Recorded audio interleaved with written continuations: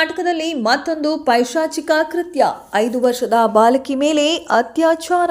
ಮನೆ ಮುಂದೆ ಆಟವಾಡುತ್ತಿದ್ದ 5 ವರ್ಷದ ಬಾಲಕಿಯನ್ನ ಪುಸಲಾಯಿಸಿ ಕರೆದೊಯ್ದು ದುಷ್ಕರ್ಮಿಯಿಂದ ಅತ್ಯಾಚಾರ ಎಸಗಿರುವಂತಹ ಘಟನೆ ಜಿಲ್ಲೆಯ ತೋರಣಗಲ್ ಪೊಲೀಸ್ ಠಾಣಾ ವ್ಯಾಪ್ತಿಯಲ್ಲಿ ಘಟನೆ ನಡೆದಿದೆ.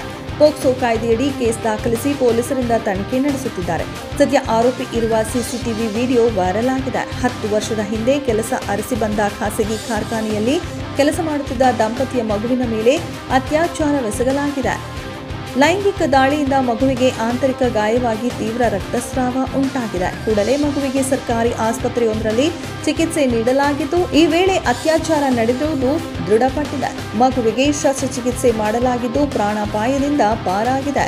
ಇನ್ನು ಪ್ರಕರಣ ಖಂಡಿಸಿ ಬಳ್ಳಾರಿ ಜಿಲ್ಲಾಧಿಕಾರಿ ಕಚೇರಿ ಮುಂದೆ ಅಖಿಲ ಭಾರತ ಮಹಿಳಾ ಸಾಂಸ್ಕೃತಿಕ ಸಂಘಟನೆಯಿಂದ ಪ್ರತಿಭಟನೆ ಮಾಡಲಾಗಿದೆ. ಆರೋಪಿಗೆ ತಕ್ಕ ಪಾಠ ಕಲಿಸುವಂತೆ ಡಿಸಿಗೆ ಮಹಿಳೆಯರು ಮನವಿ ಮಾಡಿದ್ದು, ಅತ್ಯಾಚಾರ ಪ್ರಕರಣ ತಡೆಗೆ ಸೂಕ್ತ ಕಾನೂನು ರೂಪಿಸುವಂತೆ ಸದ್ಯ ಆಗ್ರಹಿಸಿದ್ದಾರೆ.